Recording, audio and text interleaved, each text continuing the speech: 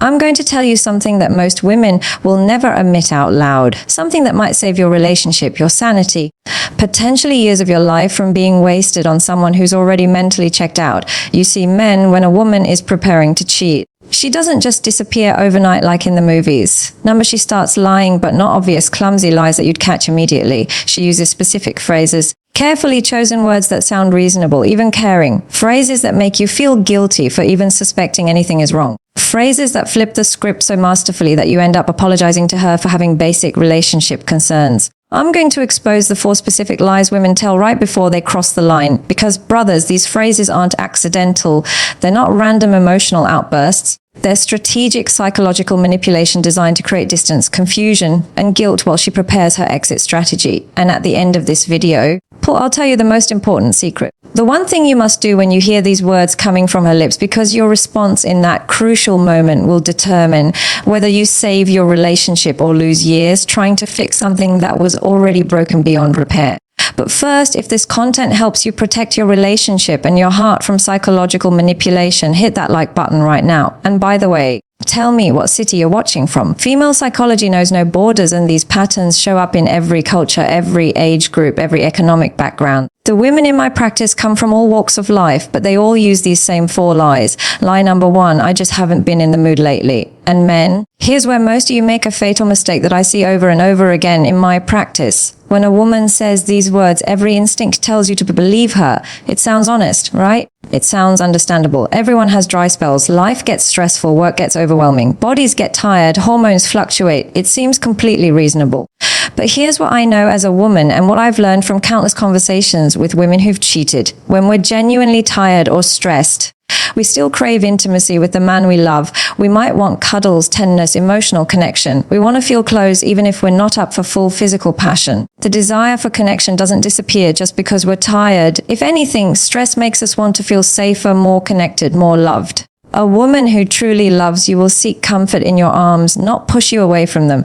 She'll want your touch, your presence, your warmth, even if she's not interested in intimacy specifically. But when a woman completely shuts down from physical intimacy for weeks or months, when even touching feels like a burden to her, when she flinches away from casual contact like holding hands or cuddling on the couch, when she creates physical barriers by always wearing more clothes to bed, always being too tired for any form of physical affection. This isn't about being tired men, this is about redirection. Her body didn't stop wanting intimacy. It just stopped wanting intimacy with you. Here's the psychology behind it that most men don't understand and that women rarely admit even to themselves. When a woman is emotionally investing in another man, her body naturally starts to protect the relationship she's building with him. Intimacy with you starts to feel like betrayal. But not betrayal of you, betrayal of him. She's already given her emotional energy to someone else. So physical intimacy with you feels wrong, dirty, like she's cheating on her new emotional partner. You become the obstacle to her new emotional reality. And her body responds by making physical connection with you feel wrong, uncomfortable, or even repulsive. The cruel irony is that she's not lying about not being in the mood. She's genuinely not in the mood for you anymore because her mind, her heart, and her body are already somewhere else with someone else. Watch for this specific pattern. She says she's not in the mood for intimacy with you, but she's more energetic about everything else. New workouts that she's excited about and talks about constantly. New clothes that make her feel confident. Suddenly caring about her appearance in ways she hasn't for months or years. She's taking selfies again. She's buying new perfume. She's shaving her legs even when you haven't been intimate in weeks. She's reading romance novels or watching romantic movies with a dreamy expression. Lie number 2. But I just want to focus on myself right now. And here's where this lie becomes especially insidious and where I see most men completely miss the warning signs because it sounds so psychologically healthy. This phrase sounds so evolved, so mature, so psychologically enlightened. Self-work, personal growth, finding myself, healing my inner child, working on my boundaries, discovering my authentic self, exploring my identity. And you as a good partner, you support it wholeheartedly. You even admire her commitment to self-improvement. You think finally she's taking her mental health seriously. This is good for both of us. But let me tell you what this really means in female code, based on what women tell me in private therapy sessions when they think no one else will ever hear. I'm creating emotional distance between us so that when I take the next step towards someone else, it won't feel like such a big betrayal. To me, you see men real self-work in healthy relationships includes the partner. It says, I'm growing and I want us to grow together. It looks like couples therapy, shared goals, honest conversations about what needs to change in the relationship. Real personal development in a committed relationship sounds like I'm learning about my attachment style. And I want to share what I'm discovering so we can understand each other better and be closer. Healthy personal growth in a relationship is collaborative, not isolating. Pull brings couples together, doesn't drive them apart. But when a woman suddenly wants to grow in complete isolation, when your support, your opinions, your very presence suddenly becomes an obstacle to her growth, when every suggestion you make about growing together is met with resistance or irritation. The psychology here is crucial to understand. She needs to create a version of herself that exists independently of you before she can justify betraying you. She needs to convince herself that she's outgrown the relationship, that she's evolved beyond what you two have together, the cruelest part. She'll make you feel selfish for wanting to be included. She'll frame your natural desire to share her life as control, as possessiveness, as lack of support for her growth. She'll say things like, you should be happy I'm working on myself, or why can't you just support my journey without needing to be part of everything? Or I can't grow if you're always trying to be involved in my process. And every time you express confusion or hurt about being excluded, she uses it as evidence that you're holding her back or threatened by her growth or not supportive of her becoming her best self. Real personal growth in a committed relationship looks like this. I want to become a better version of myself, and I want you to be part of that journey. I'm learning things about myself that I want to share with you because sharing my growth with you makes it more meaningful. Fake personal growth sounds like I need space to find myself, and that space can't include you because your presence interferes with my authentic self-discovery. The difference one includes you in her evolution because she wants to grow with you. The other uses evolution as an excuse to grow away from you. Lee number 3. You're being too controlling. You ask a simple, logical question. Where were you? Who's this new coworker you keep mentioning? Why are you coming home so late recently? Can I see your phone real quick? Who are you texting during dinner? These aren't unreasonable requests. These are normal relationship check-ins that healthy couples do without thinking twice. And boom, suddenly you're controlling, you're possessive, you're insecure, you have trust issues. You're being toxic masculine. You're acting like her father, not her boyfriend. You're suffocating her. You're threatened by her independence. You're revealing your own insecurities and emotional immaturity.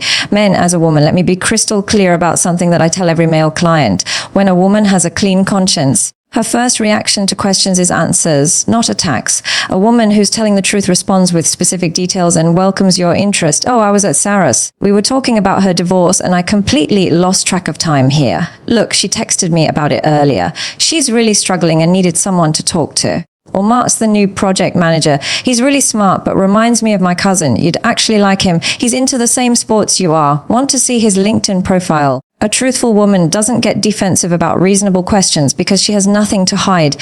She understands that transparency builds trust, not destroys it. But a woman who's hiding something, she turns you into the villain for daring to ask. She makes the question itself the problem instead of answering it. She attacks your character, your motivations, your worthiness as a partner. Here's the red flag, men. If simple questions trigger disproportionate anger, or if she makes you apologize for having basic relationship needs, that's not your paranoia. That's her defense mechanism. Watch for this pattern. Every time you express a concern, she turns it into a character attack on you. Every time you ask for transparency, she accuses you of being controlling. Every time you trust your instincts, she makes you feel crazy for having them. Every time you try to address relationship issues, she makes you the issue. A faithful woman doesn't get offended by reasonable questions because she has nothing to hide. She says things like, of course you can see my phone here, or I understand why you'd be curious about that. Let me explain everything. Or I can see why that might seem strange. Here's what's really happening. But a woman who's emotionally or physically involved with someone else, every question feels like an interrogation because every honest answer brings her closer to exposure. So instead of answering, she attacks your right to ask. Lie number 4. Pull. I just want us to be honest with each other. And this final lie is the most devious of all because it sounds like everything you've ever wanted in a relationship, like the answer to all your communication problems. This phrase sounds like every man's dream, right? Finally, mature communication. Finally, deep honesty. Finally,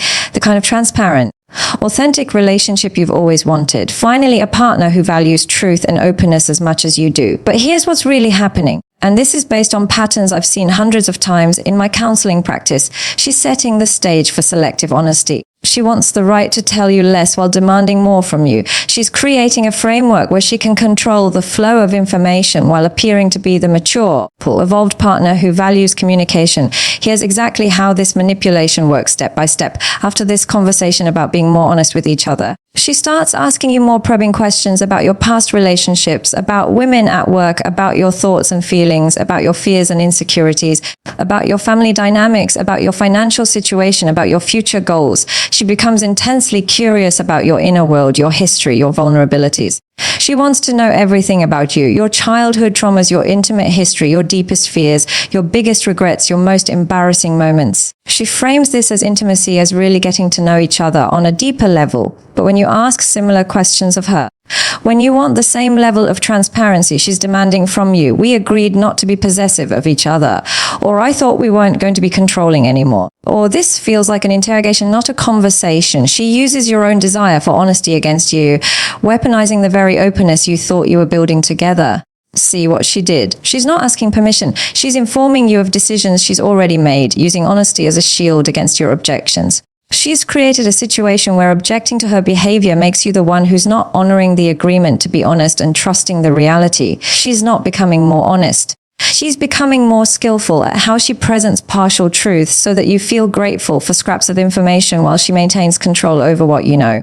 Real honesty in a relationship is effortless, mutual, and consistent. Watch this specific pattern. She'll tell you honest things that make her look good or generate your sympathy. I have to tell you, Jennifer said you seem distant lately and I defended you. Or, I want to be honest, I've been feeling disconnected from you and I think it's because we don't communicate enough. But she won't tell you honest things that actually matter. I have to tell you, I've been texting my ex every night for 2 weeks. Or, I want to be honest, I have feelings for someone else. Or, I need to tell you, Paul, I've been sharing intimate details about our relationship with another man. And the cruelest part, she'll use your appreciation of her selective honesty to make you feel guilty for wanting more.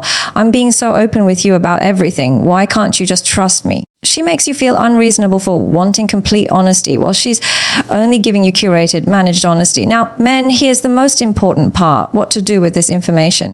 Because knowledge without action is worthless. And I don't want you to just recognize these patterns. I want you to protect yourself from them. Listen carefully, because this could save you years of your life, thousands of dollars in therapy, and immeasurable emotional pain. When you hear any of these phrases, don't argue. Don't try to convince her otherwise. Don't start playing detective or become the relationship police. Don't try to logic your way through her emotional manipulation. Instead, become an observer, watch actions, not words. Because while her mouth might lie to you, her behavior never does. Here's your practical guide for each situation. If she's not in the mood, notice if she's making an effort in other aspects of the relationship. Is she still affectionate in non-intimate ways? Is she still interested in spending quality time with you? Does she still touch you casually, hold your hand, give you hugs, or has she withdrawn completely while simultaneously improving her appearance and seeming happier about everything except your relationship? If she's working on herself, see if that growth includes you or systematically excludes you. Does she share what she's learning? Does she want to implement positive changes in your relationship? Does her growth make her more loving, more present, more connected to you? Or does every aspect of her growth require distance, privacy, and separation from you? If you're controlling, honestly analyze if your questions were actually unreasonable. Are you asking normal relationship questions that any caring partner would ask? Are you requesting basic transparency that healthy relationships require? Or are you actually being possessive and invasive? Trust your gut, but also be brutally honest with yourself about your own behavior. If she wants honesty, observe if you're getting more genuine truth or just more elaborate explanations and justifications. Is she sharing more of her real thoughts, feelings, and experiences? Is communication actually improving, or is she just giving you more sophisticated reasons why she needs privacy, space, and freedom from accountability? And most importantly, trust your intuition above everything else. If something feels wrong, it probably is. Your gut instinct is picking up on micro expressions, tone changes, energy shifts, behavioral inconsistencies that your conscious mind hasn't fully processed yet. When every logical explanation she gives you conflicts with what you feel in your chest, believe your chest. The right woman will never require you to be a detective in your own relationship. She'll make the truth easy to see, not impossible to find. If this video gave you clarity you didn't have before, like this video, write the city you're watching from in the comments. Subscribe to our channel for more truth about relationships that could save your heart and your sanity. Remember, you deserve better than manipulation disguised as